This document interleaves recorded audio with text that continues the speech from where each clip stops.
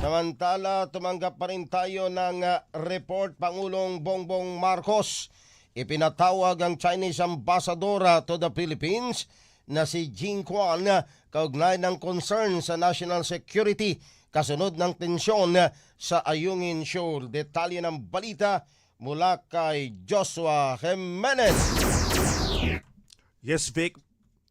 Yes, Vic, magandang umaga sa iyo. Ipinatawag ni Pangulong Ferdinand Marcos Jr. si Chinese Ambassador to the Philippines na si Jing Quan kaugnay sa concern sa national security kasunod ng tensyon sa Ayungin Shoal.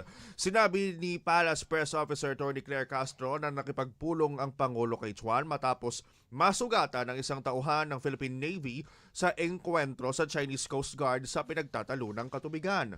Inakusahan ng AFP ang Chinese Coast Guard ng paghahampas sa mga na pinaghahampas ang tauhan ng Philippine Navy ng baton habang papalapit sa grounded vessel na matagal lang nagsisilbi sa Philippine garrison sa West Philippine Sea.